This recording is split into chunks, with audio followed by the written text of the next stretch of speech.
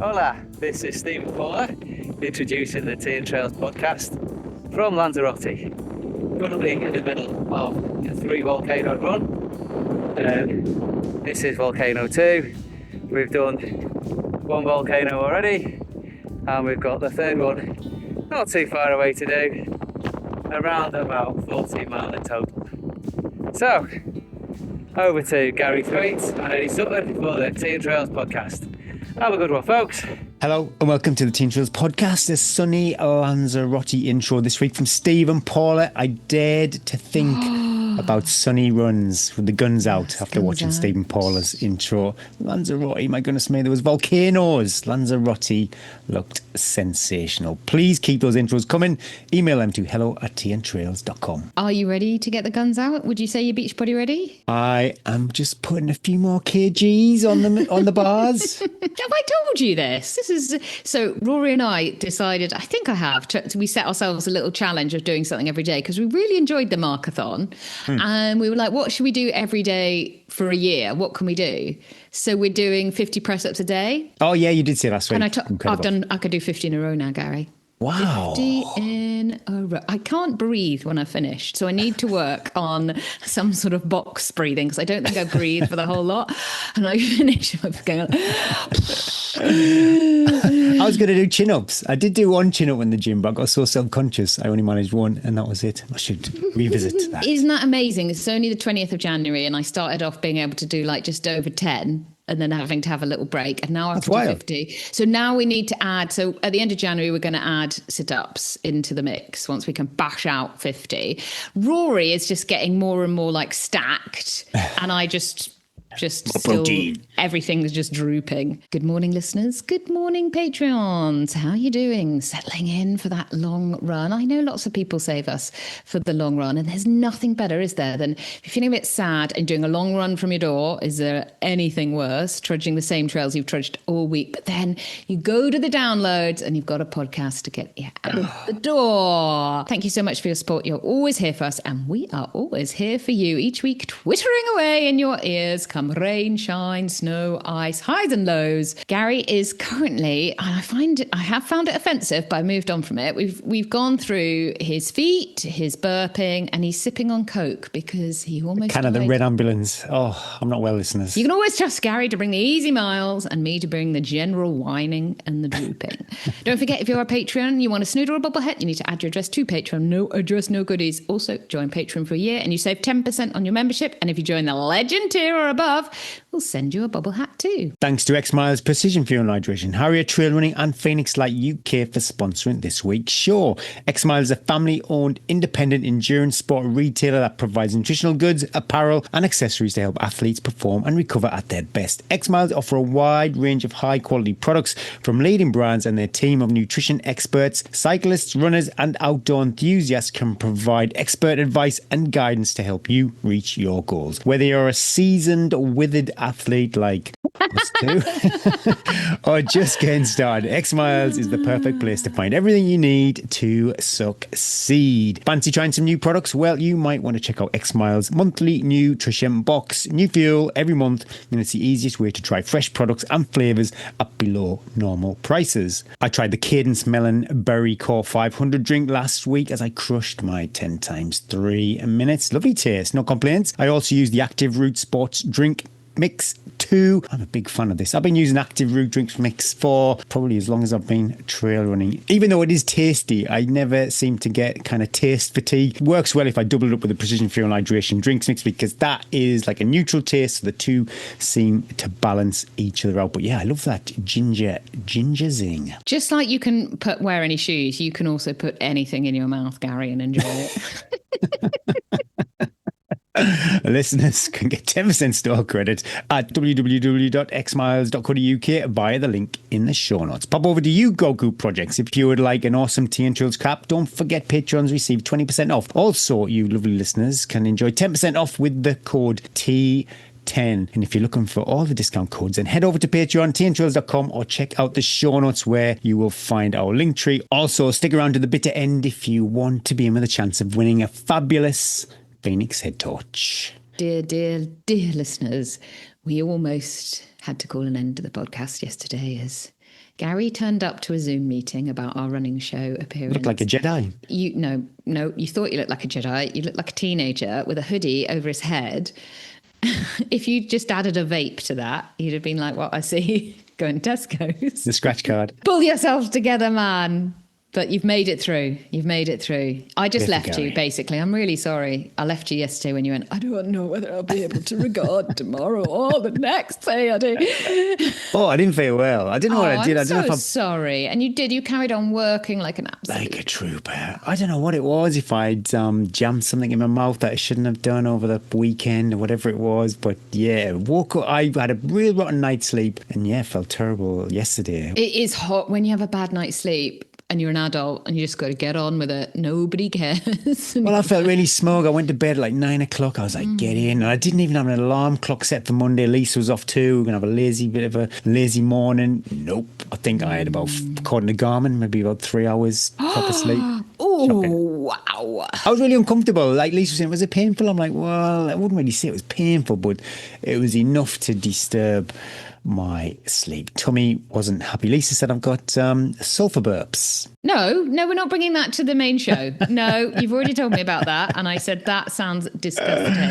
Yeah, it's not, it doesn't smell very good. Anyway, you're back. Oh my God, you're back. You're alive. Yeah. Northern Traverse training going, Edwina. How are you feeling? I'm feeling sensational. I'm feeling okay. I'm managing it, pulling the threads. I've washed the kids' bed sheets and I've got a towel wash on, Gary. I am winning on a Tuesday morning. I don't want to Google how often you should wash bed sheets because...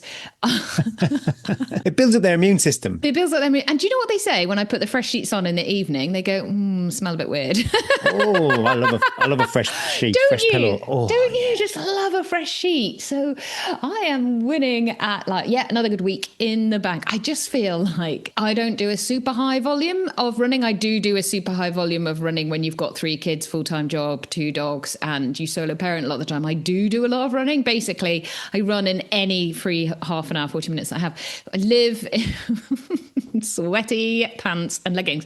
I just feel like I'm running all the time. I'm like, right, I've got 40 minutes there. Right, go and do my treadle session. I don't know, but I'm getting it. And I'm really enjoying it. I wouldn't want to train this hard like all the time, but because there's middle of March when we start tapering, there is an end to it, and then I'll have most of April off. So it's like I can do like a couple of months of when I don't really like being so tired all the time, and I'm not grumpy, but I just don't have like the thought of going upstairs to get someone's socks or something. I'm like, no problem doing 6 by 10 minutes on the treadmill, but going upstairs to get That's socks. wild, isn't it? Yeah. Oh no, I don't feel like that. So I think I'm in a good flow. That's a good word.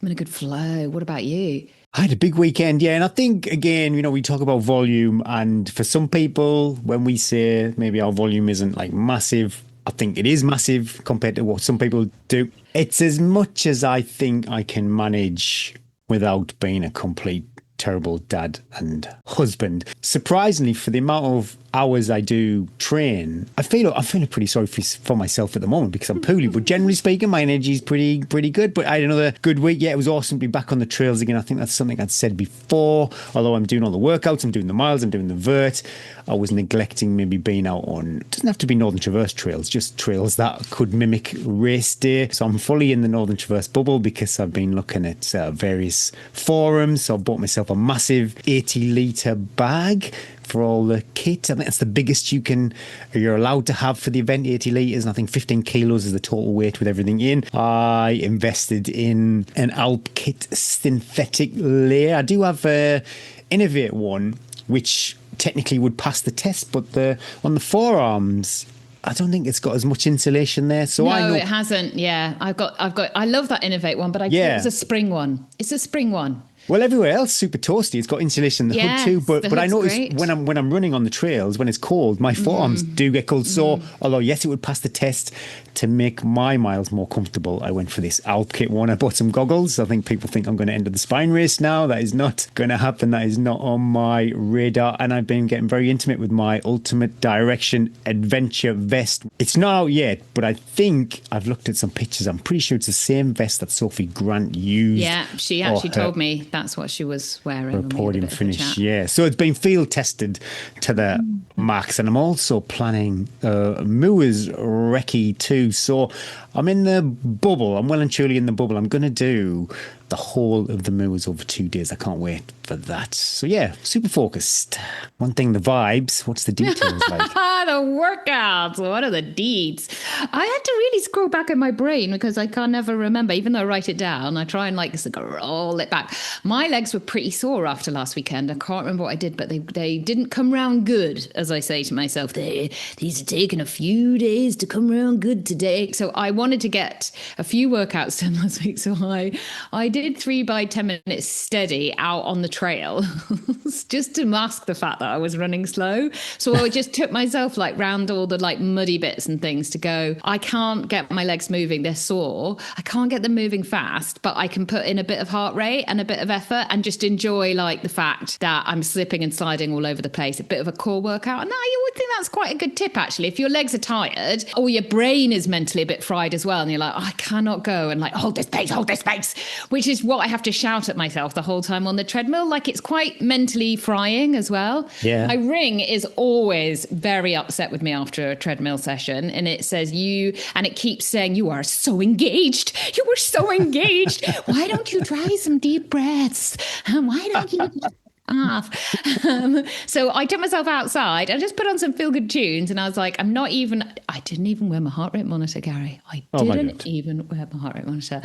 I went naked around the fields and just slipped and slid, did some strides, horrendous, and then got going. And then actually they were good. They came good and they were progressive. So they started off like disappointing first 10 minutes, average second 10 minutes, passable third 10 minutes. So that was fine. As it's 6 by 2 minutes uphill, I decided I've been neglecting any heavy breathing work. I didn't have a huge time for I love my massive volume treadmill sessions, but they take 90 minutes. Yeah. So I was like, right, I'm just going to get on. I've got 40 minutes and I'm just going to get on and just get right sweat on, bit of Taylor Swift on. Enjoyed that. I was like, I wish I did this more. And then I did it again, Gary, and I pushed this treadmill session until I had 90 minutes and I was so tired by Sunday. Don't want to do it. Didn't do it until the afternoon. Oh God. Well, I know, but I was like 90 minutes. I only had one child at home. So I didn't want to leave her just inside popping around. We played endless games and stuff. And all morning we played endless games. And all I was thinking was, oh God, I've got to go and do this session. Anyway, as ever, once it started, it was great. 20, but I was like, I'm not doing short ones today. I'm going to build into this. So this was a week all about making excuses basically and gaslighting myself into doing all these sessions by going, no, there's no pressure. Just go and see how you feel. So I did 20, 15, 12, 10, and then a 5-minute sprint at 8%. How did you feel at the beginning of that 20 minutes? How do you feel when you start and you get 4 minutes into the 20 minutes and you think, I feel a bit tired. Because 2 minutes can tick over quite quickly, like get in. And by then all the of a time sudden 2 minutes starts, 30 seconds goes. Yeah. You've only got 90 seconds. By the time you've whined in your head for 30 seconds, you're on the 1 minute countdown. But do you know what these long reps are great for, Gary? It's for when you get to Blakey Ridge and you want to end it all and you just have to put your head down and you have to shout to that voice in your head that goes, don't think, just do. Don't think, just do. So I love flexing that mental strength as well. I honestly think I get more out of these longer treadmill sessions mentally than I do physically, because every time I've done one, I'm like, I walk inside and I'm like, I'm waiting. I'm like, hero, come inside. And Bryn came up to me and he looked at my face and he was like, you've actually can see all the hairs on your face because there's so much sweat. And I was like, that was the response I was looking for. I think you're spot on with the mental benefit from them, because if you've not done these hard sessions and then you are in the trenches in a race, you've not got as many things to fall back on because you've not got those kind of training experience. And hard sessions might not look like this. I have been doing sessions for 40 years now. You might be training for a 200 and your hard session might be like, oh my God, God, I've got to hike for 3-4 hours. And that is a long time. Like everything that you don't want to do basically is a flex of that muscle of telling your inner brain, whoever it is, whatever her name, his name is, that you've got to go out and do it. It might be running at 6 a.m. It might be running at 6 p.m. It might be working all day and going out running. Like every time you flex that little, I don't want to do it. And you start and you have that conversation with yourself and you sit in that like, and then it goes. I always think it's another little step. The only thing I'm noting from these workouts and then the long runs as well is my quads. I don't normally suffer from quad, but I think it's from all the uphill treadmill. As I hobble down, and you know we live up a far track, so it's really rocky and potholy, and it's really and it's on a slight downhill. I always think the farmer must look out and go, oh my God. And then 5 minutes later, it's fine. And I'm absolutely flying 10-minute miles.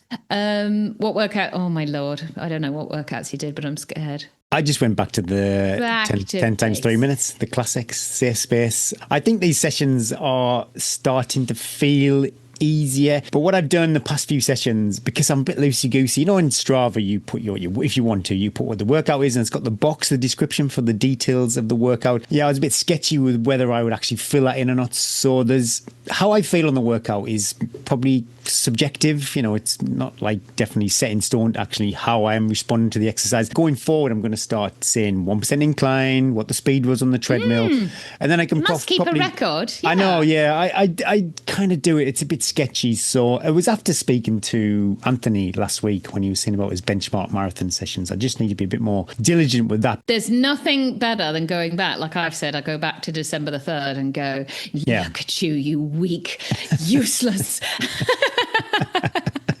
But I can't actually remember when I started doing these 10 times 3 minutes what the speed was I was running. Yeah, okay, so you need to keep a little.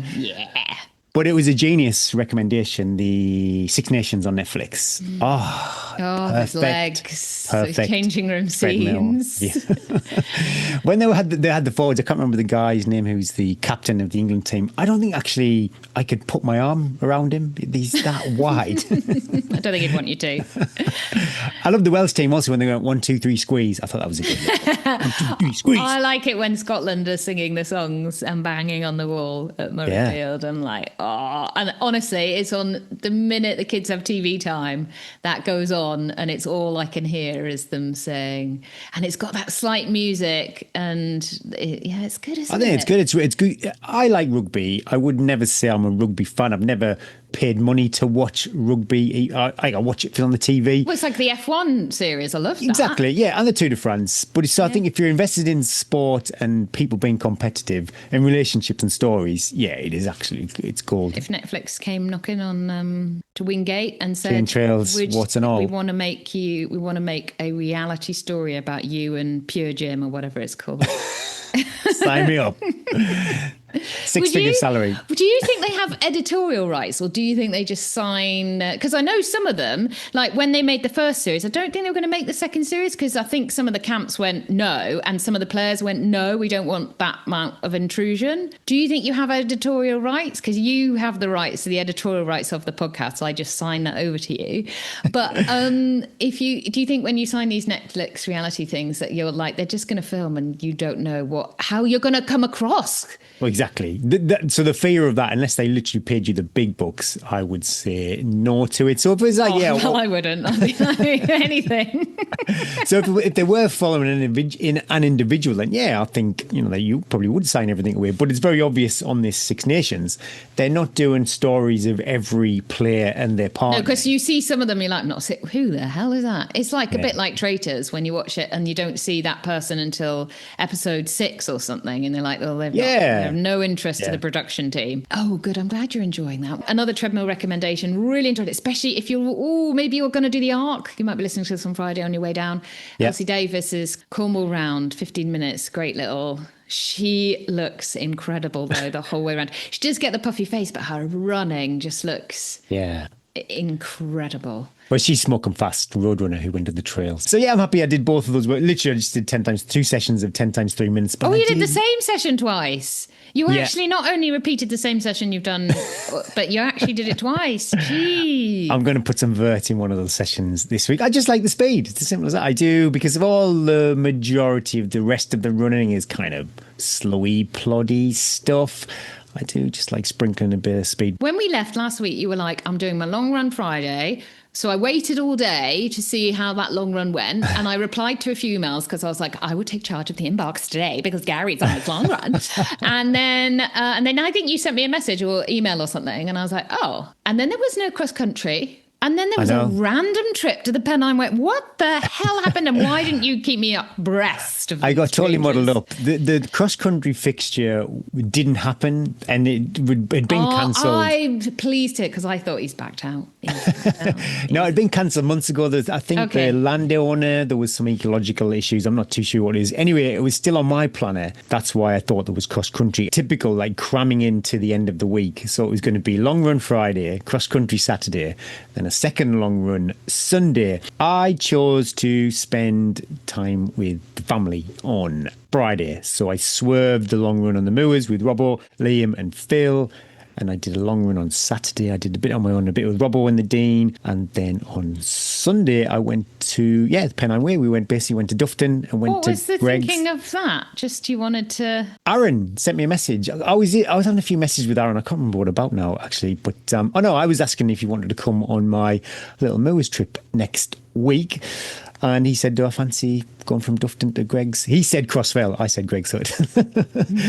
So we got an extra mile, I suppose. And that was it. It was great. Just doing Dufton to Crossfell. Initially, I was thinking, I don't know what the fuss is about. But then I was thinking, oh, yeah, you're like quite a significant amount of miles into the spine race. So in the context of the spine race, that must just be such an awful climb. You know, you've done it before. But, and I think most people would say it's not that bad a climb because you've come through some trauma over probably Cauldron Snout and Hike Up Nick. You've been in Dufton, so you've had 30 minutes, you've had some drink, you've maybe had a little sleep, you've stopped at the cafe and got a sausage roll and a coffee. Yeah. So you're not going into that climb absolutely threaders. So I think most of us would say, and by then you are truly like you've nailed in your plod.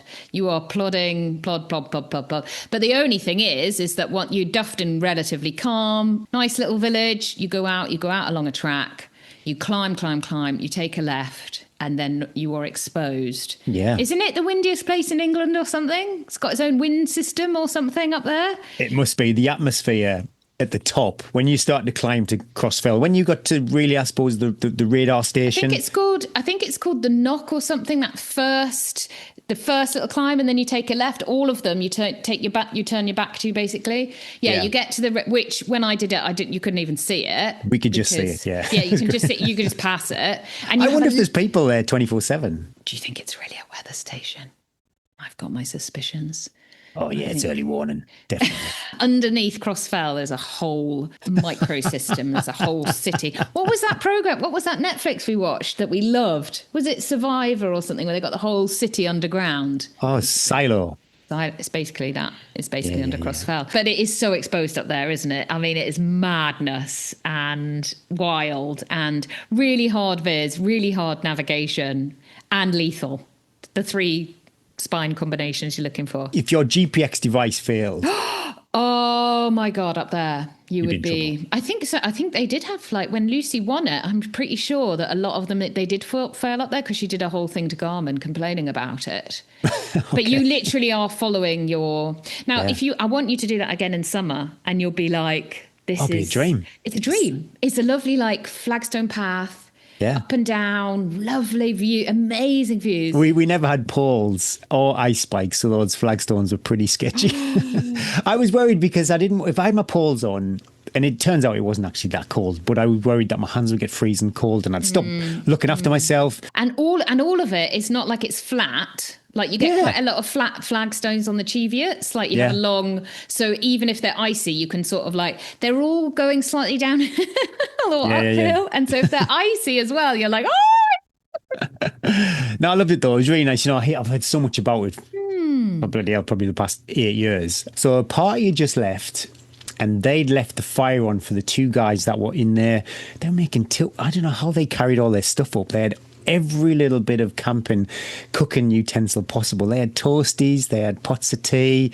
Oh my goodness me, what a little haven. We were there. Luckily, Aaron, I was just going to chew on a chocolate bar. He had hummus and chorizo sandwiches. He had Christmas cake. It was incredible. We ate like kings before we turned around. Did it give you any inclination to sign up for the Spine?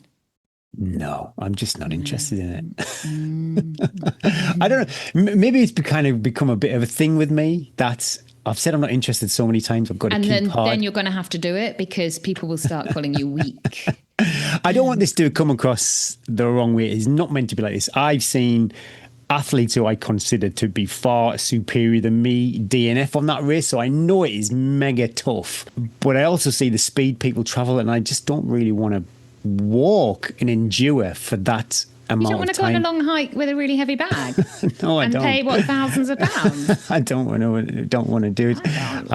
See, why not? Yeah, I know Northern Traverse is pretty similar, but wow, it's 80 miles different. less? Oh, you can't compare. Yeah. I was talking to a friend this morning and she's like, how are you feeling about it? And I'm like, it is a joyful one because the route is sensational. So it's always changing the route. You haven't got those flagstones of death. Yeah. You haven't got to contend with such. You could get, we went through the storm, but it's just not the same in April as it is in January. You've got more daylight and you've got a much lighter bag, which means you can run. If you've got the legs, you can run bits. Which makes the jeopardy. I know there's huge jeopardy with the Northern Traverse, but again, I'd be quite confident. This is not flex. I'd be quite confident I'd get myself. Let's cook this up, guys. Let's cook this up. That I'd get myself fit enough for the challenge. I don't think that's ever been a problem with me as far as motivation's concerned. But there's literally that is one tiny element of that whole race, and to invest the money, you can get yourself into great shape to Emmerdale, and all then that you're money start and walking. time, all that money and time, and I don't know what could kind of unravel your race. I mean, that's huge in the Spine, isn't it? Like the training that goes into it, and then the money, and then so much can go wrong, and you can. But when it does go right, then. But also good point. The training. I've got to admit, although I'm really excited about the Northern Traverse and the route and everything, I'm very mindful that I'm training a bit separate from my group of friends, which I not enjoying. So when I weigh everything up. Yeah, if you did the Spine, no one is going to want to come with you. When I was training, I remember I'd be like, I'm going walking for 5 hours, but I'm literally not running a step. So if you want to come with me, you need to wear a backpack. But I was really lucky, so I lived in the mountains, so nobody wanted to run anyway. So we just hike up and down the mountains and it was quite normal to hike up and down the mountains with the heavy bag. I'm happy also with. Yeah, we didn't really run up and fly down Crossfell because but I came away from that week and I would have done over 10,000 feet of elevation and a few thousand feet going down off Crossfell. I didn't have any DOMs, and I was mindful because pretty much all of my elevation for the latter of 2025 and 2026 has been on that treadmill. So I was thinking, well, am I going to smash my legs up just that first section on the Northern Traverse? But absolutely zero DOMs on Monday after that big run. So awesome. Yeah, yourself. My long runs. So I did 2 long runs last week. For no other reason than I wanted to. So I took Thursday morning off work. It makes me feel a bit naughty. Head out. But it is much better for me. It does mean I have to work most of the weekend, but it is much better for me nobody wants me. I don't feel guilty that I'm going out for that time. So if you've the luxury of it's such a luxury if Bryn's at home and I can get a long run done and just be like, if I need to, if I want to stop and do a wee and have a moment on the trail, I'm not like, oh, go. So I had a lovely 20 miler. I went back to the scene of the crime, Gary. So I repeated the same route that I did the week before with the with the finger and the ice. The blood still there? So, a couple of things to report. So there was no ice. So I think I did the first, where I just got onto the track when I left. It took me 23 minutes, I think, the week before. It took me 18 minutes without any ice. It goes to show how much slower it is when you're teetering around. Anyway, decided to go back to another one. I gaslighted. I said to Bryn, I'm just going to stay local. And then the minute I started, I was like, no way, I'm staying local. I'm out of here. Headed up into the hills, back to the scene of the crime. There were a few ice patches. The ice where I fell, it was still, there were like craters of ice. So I must have gone over, I reckon, like it must have formed like some sort of like bubbles of crater where I fell in. And it was still like all over, considering we'd had like a huge melt and it was about 7 degrees. So there was still like this really thick ice. I'm such a hero for surviving that fall. I then jogged on a bit and I was like, I'm going to keep an eye out for this horse's head, because I am sure, because when I came home, nobody believed me. So I carried on along the track and I was like, it's not here. It must have been like taken or whatever. Anyway, then it was at my feet and I was like, do you want to see a picture? I took a picture of you, Gary. I do not want to see a picture. I'll see it in my dreams if I see a picture. Anyway, it had all been eaten, but it still had its ears there. Oh, God. I took a picture because I was like, I'm going to show this, because you're moaning about me and my sulfur burps, and you're talking about took a it rotten home, head. and Bryn and I did some forensic investigation into the carcass, and we decided it was a donkey. It wasn't a horse by the look of its ears. Still, why its head was up on the track, I don't know. Anyway, carried on this track, wiggles around, up and down, up and down. I'm now 10 miles from home. Anyway, the track is absolutely churned up. There is mud everywhere. There's been some heavy diggers through there, so it's really so muddy. Anyway, I'm enjoying it. Anyway, get to the bit we've got to cross this bridge. Suddenly, there's all these workmen. This is the middle of nowhere, Carrie. There's no there's literally, you cannot see anybody. I'm in the moors, I'm in the Highlands. Suddenly, there's like 20 men in high vis and all these cranes and all these tractors. And they're surrounding the bridge with this big river that I've got to cross. And I'm like, and then they've got all this fencing around. I'm like, oh no. So I stood there thinking, I've either got to go back and run 10 miles and retrace the steps past the crater and the donkey head. Oh no. Or I'm going to cross the river. And I was like, I can cross the river. Come on, I can do that. And then the guy on the bridge was like, come on, love, come on down. And I was like, oh, he's going to let me go. But the track, they'd like churned up all the track. It was really, really steep, really muddy. All of them standing there like with their arms folding me, watching me run down. I was like, don't fall over. Then I had to like get in between all the like Caterpillar trucks and everything. Huge like man. I was like, oh my God. And I was like, he could be joking. And any minute, if he starts this truck, I'm gone. Anyway, got to the bridge and he's like, you're lucky, we're just about to blow up the bridge. Whoa, that's quite oversteered. You can, but you quick get across. And I was like, cool. I was like, so how long is it going to take to repair it? And he was like, and I was like, just so I know for my next run I won't come in. He's like, it'll be about 2 weeks. And I was like, oh, cool. So I'm the last person ever to cross this bridge. I got a bit excited and he was obviously like, you are a total loser. Off you go.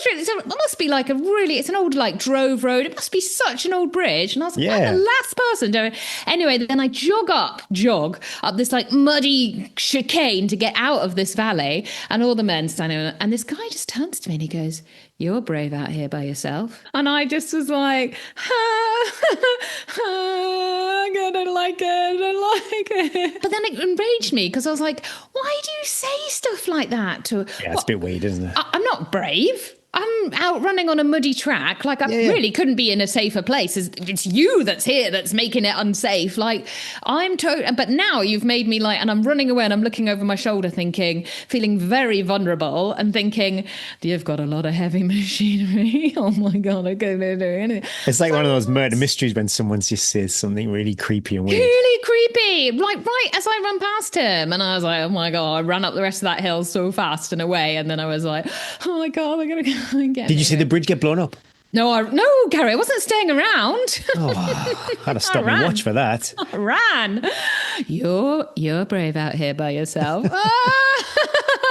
It lived with me, and I was scared. And then as I started running, it enraged me because I was like, now you've made me feel unsettled, and I feel the safest I ever feel out on the trails. I never feel vulnerable. I feel like I come into my Bryn's always amazed that this woman that can't carry the shopping in. It's like, oh, I know you do that. Even as a bloke with that kind of male privilege, sometimes when I'm running around the streets, you don't know what people are going to do if you run past the wrong bunch of kids on the corner of the street, whatever. But yeah, on the trails, it never ever feel anything. It doesn't even cross my mind to ever head off 20 miles into the hills with just my pack and a few gels. Yeah. So it enraged me, and then I was like, just let it go. Anyway, jogging back home, 20 miles, as we always say, is a sweet spot of oh, come on, my legs were absolutely fried. Coming down the track back home, ping, ping, my message goes with a photo from Fiona, who's just got up on the Cheviots, and she's sending me a little wave. Oh, fair play, Fiona. And so I sent her one back of me this sweaty red. She looks incredible. And I was like, I've just done 20 miles, Fiona. I am exhausted. I'm going home for a cup of tea. Good luck. Enjoy the last day. That spurred me on, though. And all that day, I was just thinking, you've got nothing to complain about. Those poor people that are going into fourth, fifth day on the spine. And self-inflicted fourth day. Oh, here we go. If you ever want to come to Gary for sympathy. Then I managed to sneak in another long run because I was gifted a little bit of time. And so I managed, and again, I gaslighted myself into saying, I'll just go up this way. And then I put it together, a 17-mile sensational loop, which had a lot of track in, which is my favourite because I was able to run. I took my pole. I am so bad. Because I took my poles and was like, I'll hike all the uphills, and then I don't let myself hike or get my poles out at all. And I try and run everything and beat myself. Not the best, but absolutely loved it. It was absolutely pouring with rain. Couldn't see anything. Got up to the top, the hill behind our house, rang Bryn to say, I'm here. I'm 3 miles from home. Get that kettle on. The kettle on. He knows the call. He knows the siren call. And as I put my phone down, I heard, ah! And I was like, oh my God, what is that noise? And then I was like, ah! Ah! I was like, someone's doing something in the bushes. What is this noise? So I had a bit of musical podcast on, so I turned it off and I carried on and I go, I was like, oh my God, what's that? Anyway, there was over the top of the hill, because it was so claggy and you literally couldn't see anything, there was a shoot going on, and it was all the beaters with their red flags, and they were trying to get the birds up, and they were all, but they were making, and it was so eerie. Had my Harrier purple jacket on, and I thought, you surely can see I'm not a pheasant. Surely you can see I'm not a pheasant. And I went to go and say, can I carry on running? And then I thought, I'm not even going to engage. I'm just going to whiz down this hill and hope. And they sort of saw me and they just carried on going, I was like, if I get shot, I get shot. I've had a good week. It's good training. I'll get on down. Anyway, yeah. So I was so lucky to get those 2 long runs in, and then the treadmill session the next day, and the legs were what I'm having to really work on, Gary. And you do better than me.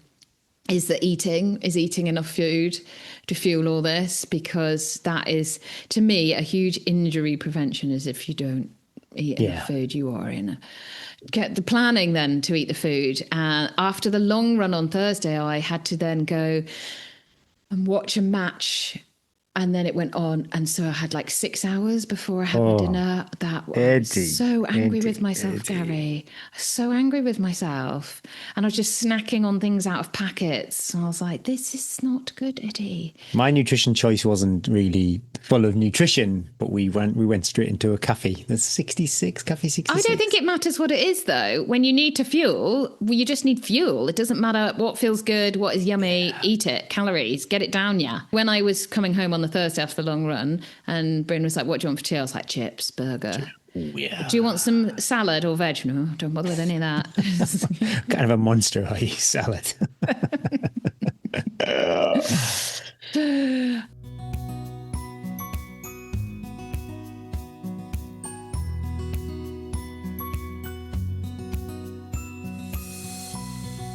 Thanks Phoenix Light for sponsoring Brew with the Coaches. The best design comes from the actual needs of users. Phoenix takes providing mobile lighting products with excellent performance as the goal and born for harsh environments as its mission. Never forget why you started and your mission can be accomplished. Head over to www.phoenixlight.co.uk to find out more. If you have a question for one of our coaches, then head over to www.tandtrails.com where you will find a link to our coaches contact form. Also, because of the nature of how we record, we might not get to your question in time for your race, injury, or whatever it is. However, we might still answer your question as it could resonate with our listeners. I was scrolling through the Spine Race Media socials and so many people opted for a Phoenix head torch. I think that's a great endorsement when you see athletes actually out on the trails, and for a race like the Spine Race, well, yeah, that is a ringing endorsement. Don't forget, patrons can enjoy 10% off, and all you lovely listeners can enjoy 5% off with the code TNT5. All the discount codes are either in the description, Linktree, or Patreon. I recently completed the Sirona 100 along the Welsh coastal path, and earning that finisher's buckle gave me the confidence to enter the Lakeland 100 ballot. And I got in. For context, I've been running for many years with plenty of marathons and shorter ultras behind me. I've completed 300 milers, although I've been timed out twice at 90 miles on the North Downs Way, both times in named storms with my feet in bits. I think I finally sorted the foot issues. My question is, how do I get myself into the best possible shape to give myself a real shot at the Lakeland 100? My plan was to spend the next few months focusing on strength work in the gym and rebuilding some speed. I feel like I lost a lot after Sirona, and then commit to 6 months of Lakeland 100 specific training. Does this sound sensible? Oh, that's super exciting to get into the Lakeland 100. And I'm pleased this question's come in, because Lakeland 100 places are so hard to come by.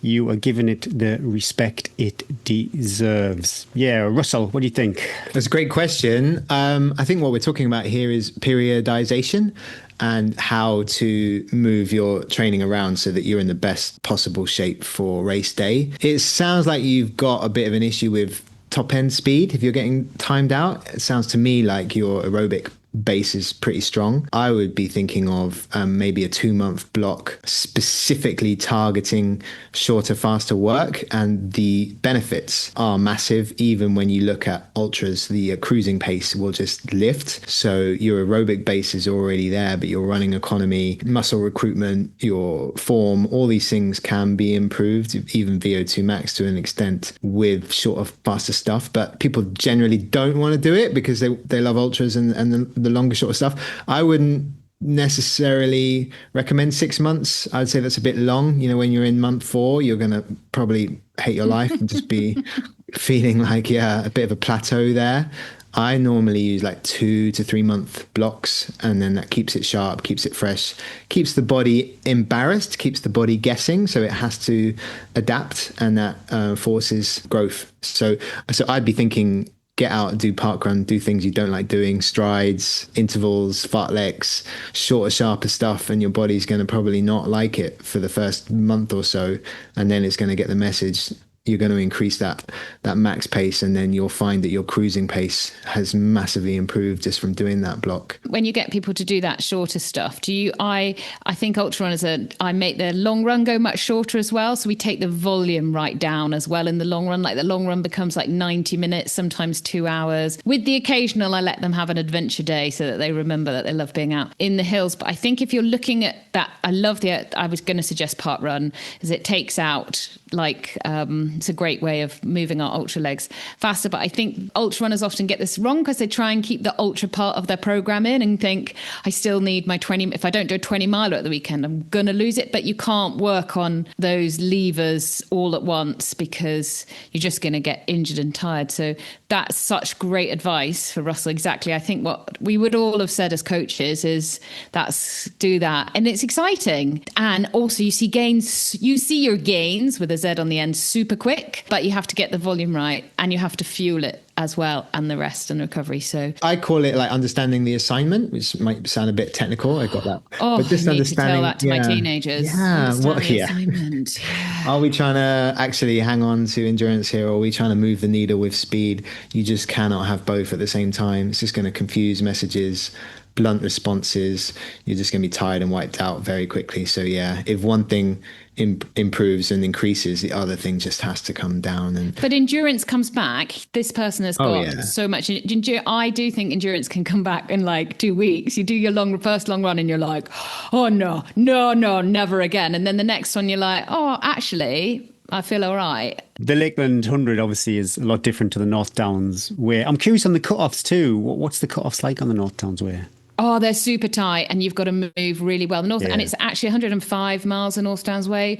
Really tricky terrain. If you are pushing the cut-offs of a 100-miler, that is one of the hardest ones to finish because you can't dilly-daddle. So, and lots of people do get cut off in those last like 20 miles. So yeah, I think that's a great advice from Russell, and then move into your endurance and then hit the hills, Gary style. Trish? Yeah, I mean, I 100% agree with that. I would just say in regards to the strength stuff, that's so important. It's really, really important you get that right as well, doing the specificity of the strength work that we need as runners. So really make sure you dial into that. There's a really good webinar that Aurora team, Dragon's Back team did not so long ago, and Robin Cassidy, who's a legend and a professional in her field, she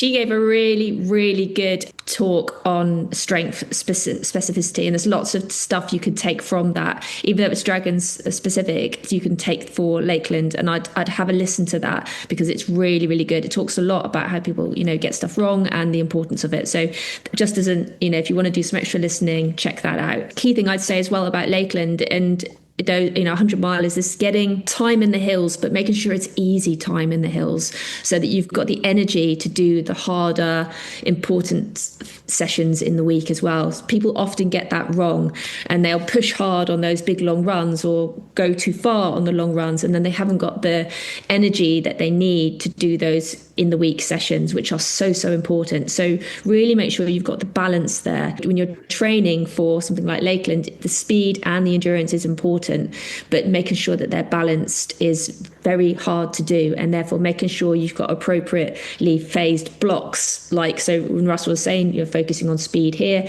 and then you're focusing on endurance here. That's super important. So just really try and nail that down. Consistency is key. So there's no point doing a 6-hour run and then nothing. Don't be a weekend warrior, my friend. Spread it out.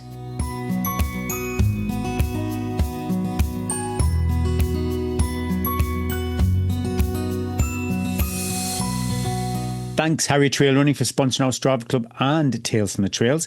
Harrier is the UK's fastest growing brand for trail runners, providing specialist kit designed for superior fit, comfort and function with the best customer support. Check them out for race vests, waterproofs, poles and other trail essentials at www.harrierrunfree.co.uk, where you can also download your free copy of How to Run an Ultra Guide. If you would like to save 10% on your purchase from Harrier, then use the code TEASE10 for 10% off site-wide, or check out their brilliant trail bundles for a special 20% off. The Thorpe Ultrafine Merino base layer offers natural temperature regulation, moisture management and all-day comfort, lightweight, breathability and odour resistant. I wonder if that is odour resistant after it's had the second sweat. It keeps you warm when wet, cool when sweating and chafe-free on every mile with a body mapping fit, thumb loops, fold-over mitts and a half zip. The Thorpe moves with you, solo or layered, for versatile trail-ready performance. And you can grab that for $69.99. I used the Thorpe Ultrafine base layer on Sunday, passed the test again. Yeah, I rate this top. It's definitely going to be my Northern Traverse base layer of choice. I'm going to put it to the ultimate test because I'm fast packing with the girls this weekend, 3 days. Oof. And I'm just going to take that. I'm going to wear it for 3 days, and let's just put its money where its mouth is and see if on Sunday Lucy goes, oh my God, there's something has died in here. What is it? I think merino is more forgiving than a synthetic. And it dries really quick as well. So if you take it off at night and hang it over the bathroom radiator for everybody to smell. When I do my little fast pack this weekend, I'm going to be around people who aren't runners. So I'm not really too sure what my pub attire is going to be in the evening. So I take like a sort of like a vest top that I would sleep in. And then I have a spare top that I would have in my pack anyway during the day. I have the on fleece, which I won't wear to run in unless it's emergency. So it's like my emergency dry top, but it's super light. So I will wear that. And then I would just wear the leggings that I wore that day and my socks. And I don't bother with shoes. So if you're staying in a pub, then you just go down and have the meal and you just don't have shoes on. I wonder if I could take my meal to the room.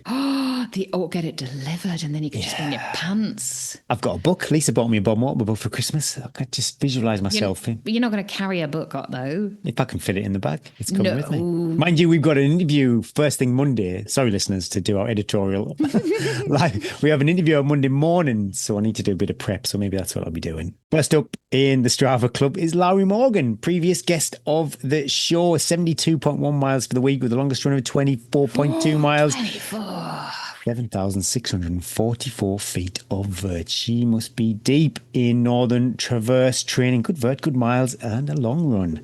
Next up is Gareth Perrin, 65.2 miles, 11.1 mile long run, 4,295 feet of vert. Sensational Welsh running. Stunning pics for Gareth on his Strava. I think he's got a couple of dogs too, Eddie. Oh, he's a legend already. Kathy Brook up next, 65.1 miles, 18.9 miles longest run. And look at the vert, 12,612 feet. Kathy is a request to follow, but over 12,000 feet of vert. Good job. We've got some results. It was the Punk Panther Greenways 34-mile ultra marathon at the weekend, and the ladies' podium looks like this. First up was Sarah Winter, 6 hours, 6 minutes and 7 seconds. Second goes to Jessica Jones, 6:22 and 54 seconds, and Rebecca Owen completes the podium with a time of 6 hours, 46 minutes and 13 seconds. 40 minutes splits that podium. A tighter race for the men. First goes to Simon Jones, 4 hours, 48 minutes and 42 seconds. Second to Matthew Abyss, 5 hours and 4 minutes and 33 seconds, and closely followed by the formidable and evergreen Stephen Kirk, 5 hours, 7 minutes and 57 seconds. Only a few minutes between second and third there. Yeah, that's great running. If you fancy a slice of Punk Panther, then head over to www.punkpanther.co.uk.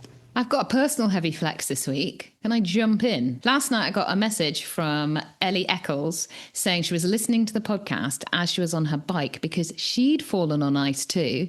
Now, I broke my finger. She broke her fibula. Oh, that's got to be agony. Oh my goodness. She said, I was just scrolling through my contacts for some sympathy messages and I heard you. So I messaged you.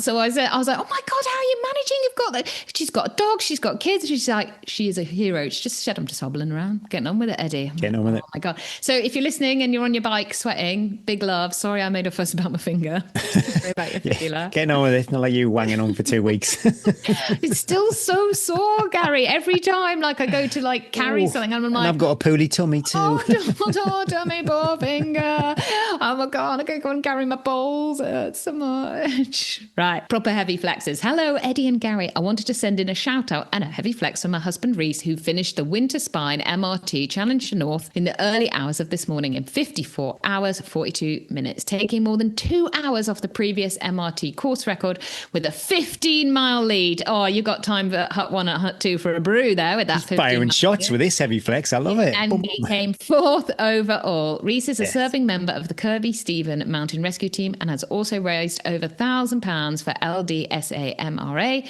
the umbrella body who look after all 12 of our MRTs across Cumbria.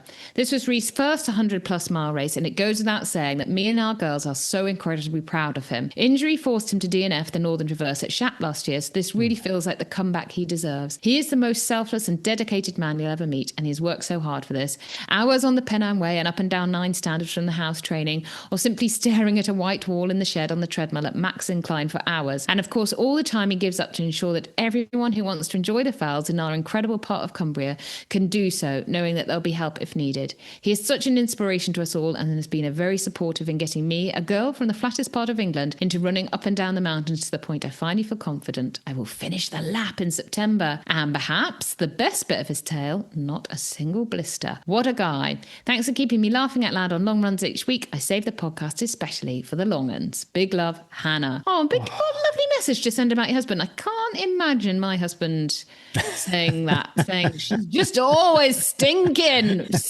in wet leggings. Reese sounds like a legend. Reese sounds like an legend, and we hope maybe we might see on Northern First, but hopefully not with your red jacket on. Yeah, fingers crossed. That would be sad times. We love your Tales from the Trails, heavy flexes and birthday shout-outs. Keep them coming. Email hello@tntrails.com and pop Tales from the Trails or whatever it is you want to chat about as the subject.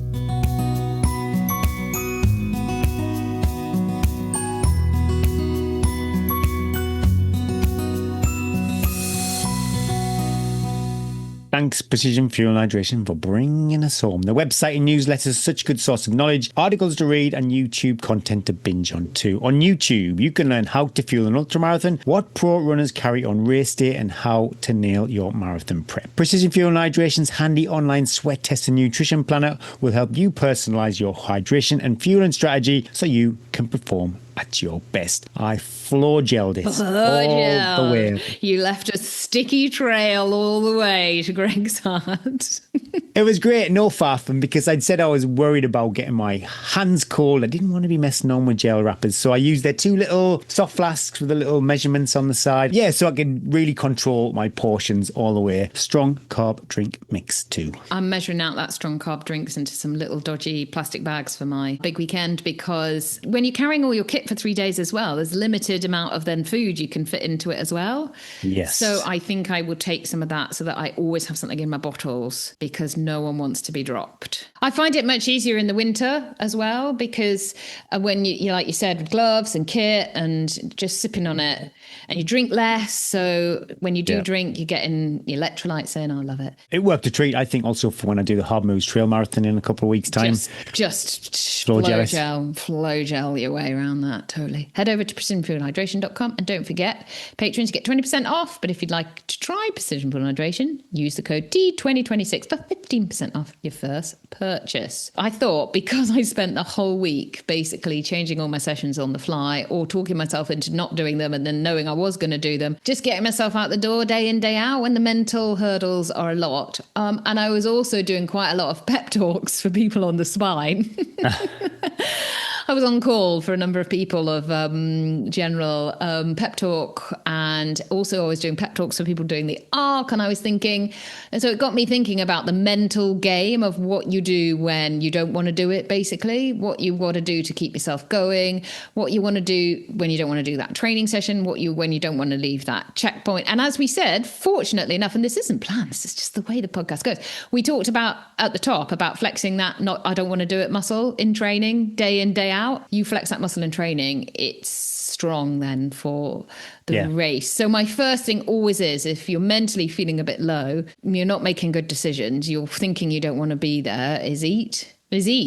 Always. It is what, 90%, 95% of us runners, long distance runners, calories are making the decision. That is the first thing you do if you're feeling a bit down the dumps. Just shove something in your mouth, swirl it round and swallow, and then do it again. Rinse and repeat until you start feeling better. And the other thing, especially at this time of year, I think, is if you're cold. Russell does a great post about this, about going out early morning and about putting a really warm jacket on. And that changed the way that I, like when I go on my treadmill and it's freezing in the garage. And you go in there and it's like you can see as Bryn said, I can see the sweat in your facial hair. And so I just am like, well, I'm going to be kind to myself, and I'll start in a hat and a puffer. And Russell also says to put Rolos in your pockets. And I was like, again, if you're going out early in the morning, you really want to go, then you get an old jacket and put a couple of Rolos in and go after a mile. I'm going to slip a little bit of chocolate goodness. And the other thing I was thinking was,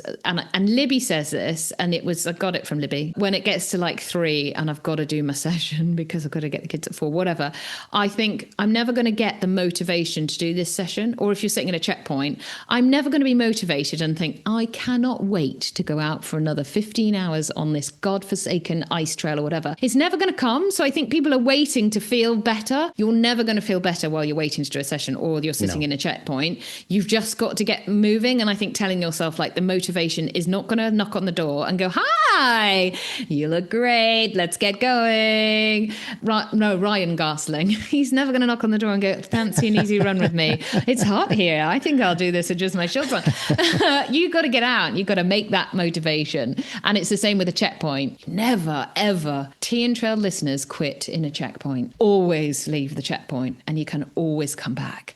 And you never will. You seem to be able to train day in, day out. I'm fortunate with the motivation. I do dread sessions, though. Not dread, that's a bit over the top. I do some sessions I don't look forward to. So I will give myself a little bit of flexibility that I can chunk the session. Do you often start your sessions slower? I do that. Yeah, but that's only because I never do strides or anything like that before a session. So usually, say for my 10 times 3 minutes, that first 3 minutes, I will maybe go, I don't know what the speed is, but it's 8 on the treadmill. Then I'll go to 8.5 and then I'll go to 9 just to get my legs opened up. And then the rest of the other 9 are kind of as they should be. And I will chunk them. That was something that Stu reinforced when he came on a few weeks ago. Always half the session, and we'll just work through the first 2 of those sessions. Yeah. And you know you'll always do it. You'll pretty much do it. So a session could be 10 times 4 minutes. But I'd say to myself that I'll do 5 times 4 minutes. And I know deep down that's going to be 10 times 4 minutes. The introduction of the word gaslighting, a 100-mile run, you spend the whole thing gaslighting yourself, telling yourself, you're never going to do this again, never going to run again, never, ever will I ever run another 100-mile race. Never, I'm going to stop. I'm going to stop when I get to 70. I'm not doing it. I'm not doing it anymore. And you say, yeah, that's fine. Yeah, stop when you're 70.